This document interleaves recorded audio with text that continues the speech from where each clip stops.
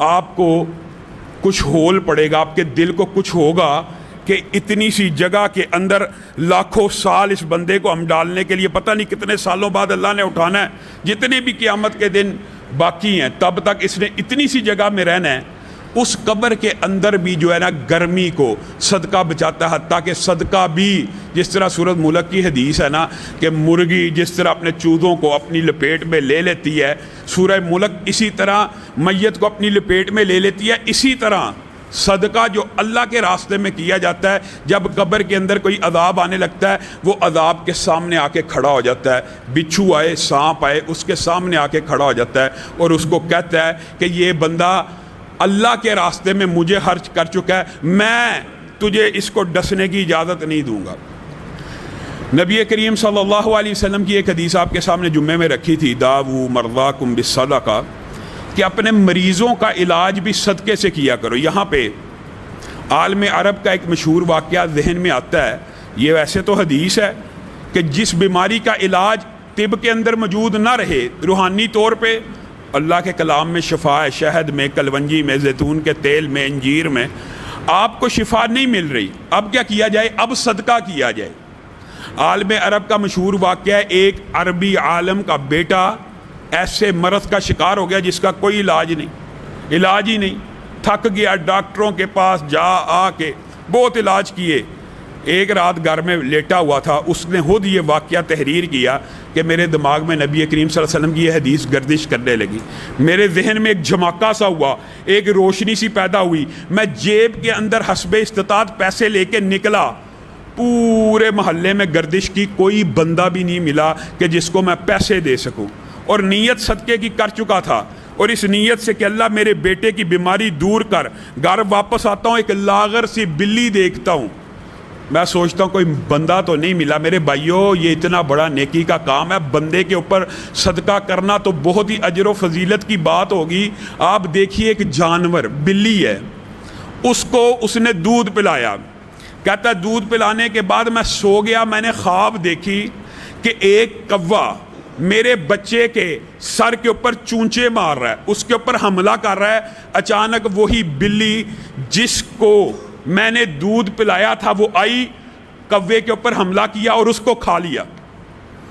کہتے میں اٹھا، میں صبح اپنے بچے کو لے کر دوبارہ طبیبوں کے پاس گیا، وہ بچہ جو ایک رات پہلے ڈاکٹر جواب دے چکے تھے، جب اس کا دوبارہ ٹیسٹ کرایا گیا اس کا کینسر ختم ہو گیا۔ صرف ایک بلی کو دودھ پلانے سے اتنا بڑا موذی مرض اگر ختم ہو جاتا ہے۔ آپ نے وہ حدیث نہیں پڑھی کہ ایک آدمی، اور ایک طوائفہ کے بارے میں بھی حدیث موجود ہے، دونوں حدیثیں صحیح ہیں، ایک آدمی ایک کنویں میں اترا، باہر نکلا، کیا دیکھتا ہے؟ ایک کتا پیاس سے زبان باہر نکالے بیٹھا۔ بتائیے کتا جس کو گھر میں رکھنے سے ہر روز ایک رات نیکیاں ختم ہو جاتی ہیں، نبی کریم نے حفاظت اور شکار کے علاوہ رکھنے کی اجازت نہیں دی، جو رکھتا ہے اس کے نامہ اعمال سے نیکیاں کٹ رہی ہیں۔ اس جانور کو باہر نکلا کہ یہ بھی اللہ کی مخلوق ہے، اپنے موضع میں پانی پلایا، نبی کریم نے کہا اللہ نے اس کا یہ عمل قبول کیا اور اس عمل کی وجہ سے اللہ جنت میں داخل کر دے گا۔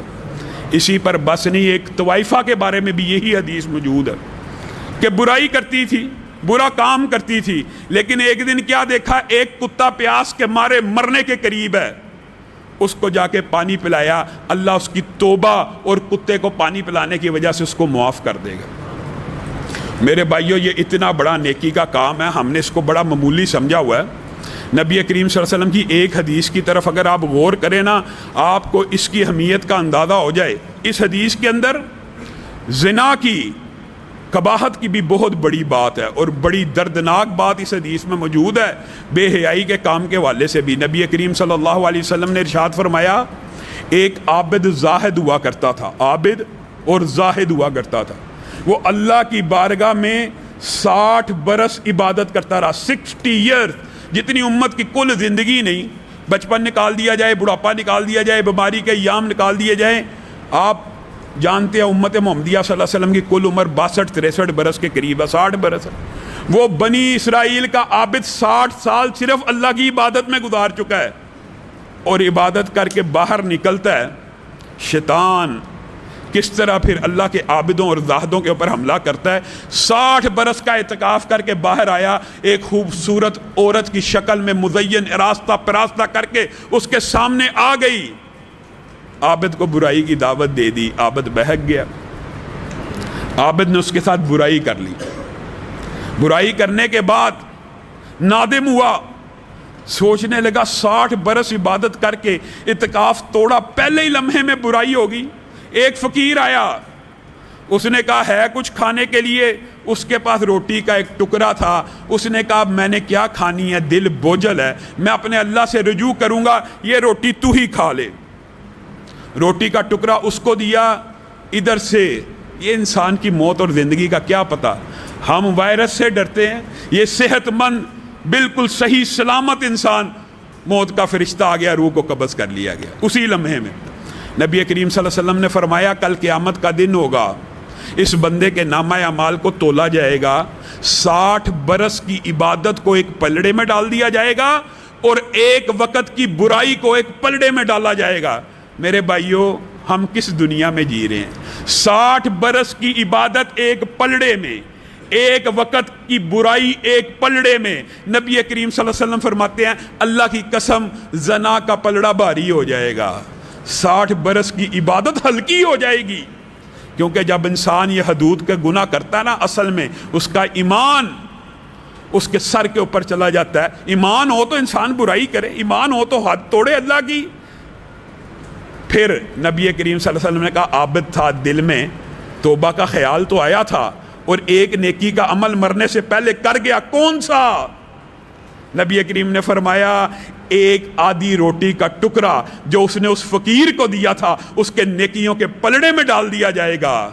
جب وہ پلڑے میں ڈالا جائے گا، زنا کا پلڑا ہلکا ہو جائے گا۔ ہم نے صدقے کو کیا سمجھا ہوا؟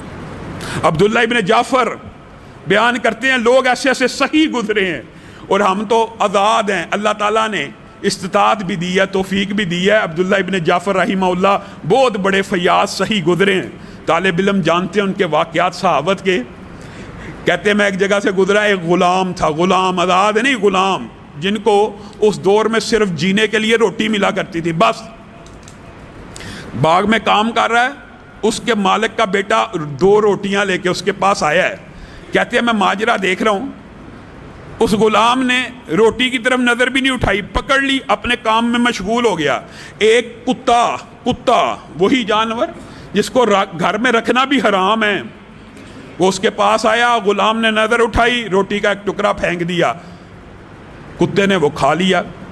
تھوڑی دیر بعد پھر واپس آیا، کہتے ہیں غلام نے پھر اس کی طرف نظر اٹھائی، دوسری روٹی بھی اس کو دے دی۔ کہا عبداللہ ابن جعفر حیران رہ گیا کہ میری فیاضی اور صحابت کے بارے میں لوگ کسے کہانیاں بناتے ہیں، یہ غلام تو مجھ سے بھی زیادہ صحیح ہے، روٹی ملی اجرت میں، وہ بھی دونوں کی دونوں ایک جانور کو ڈال دی۔ اس سے جا کے پوچھا غلام سے آپ نے ایسا کیوں کیا ہے؟ کہا میرے پورے علاقے میں کتا پایا نہیں جاتا، آج آیا تو مجھے سمجھ آ گئی نہایت بھوک سے ہے، میں تو پھر کام کر کے رات کو کھا لوں گا، اس بیچارے کو کس نے ڈال لی ہے؟ عبداللہ ابن جعفر کہتے ہیں اس کا یہ جملہ میرے دل میں ایسا پوست ہوا، میں نے اسے بے شمار مہنگی قیمت میں خرید کے اس عمل کی وجہ سے آزاد کر دیا۔ جو بندہ صدقہ کرتا ہے نا، اللہ دنیا کے اندر بھی اس کو بدلہ دیتا ہے، آخرت میں بھی۔ یہ غلام حاتم طائی کا واقعہ مشہور، یہ ایسے صحیح عربی گزرے ہیں۔ حاتم طائی کہتا ہے میں نے اس سے پوچھا گیا کہ کیا تو نے اپنے سے زیادہ صحیح کوئی دیکھا؟ کہا ہاں ایک بچہ دیکھا، عرب کا بدو دیہاتی بچہ تھا۔ کیا واقعہ ہوا؟ میں اس کے پاس گیا، وہ بکرے کو ذبح کر کے اس کا مغز پکا کے لایا، میں نے مغز کھا لیا، دماغ کھا لیا، اور میں نے کہا بڑا لذیذ ہے، کیا اور بھی ہے؟ کہتا پھر لے کے آیا، کہتا میں نے 9 بکروں کے مغز کھائے، مجھے کیا پتا بچے کی کیا حالت ہے۔ میں باہر نکلا، سارے علاقے میں 9 جانور پڑے ہیں، وہ سارے کے سارے ذبح ہیں۔ میں نے پوچھا تیرے پاس کتنے جانور تھے؟ کہا کل 9 ہی بکریاں تھیں، 9 کی 9 آپ کو پیش کر دی۔ کیوں پیش کر دی؟ مجھے بتایا کیوں نہیں؟ تیرے پاس استطاعت نہیں۔ کہا آپ کو جو چیز پسند آ رہی تھی آپ مانگ رہے تھے، عربی بدو بچہ، اور میری غیرت نے گوارا نہ کیا میں آپ کو انکار کروں۔ حاتم طائی کہہ رہا ہے کہ میں نے اس سے زیادہ صحیح بچہ نہیں تھا دیکھا، میں نے پھر بھی اس کے اوپر انفاق کیا، 400 اونٹ 400 دینار دیے، لیکن 400 اونٹ اور 400 دینار جس کا کل اثاثہ 9 بکریاں ہوں اور 400 اونٹ اور 400 دینار میرے کل اثاثے کا 1% نہیں بنتا. اصل انفاق تو اس بچے نے کیا. گفتار بھی ہے کردار بھی ہے ہم حق کے علم بردار بھی ہیں اپنوں کے لیے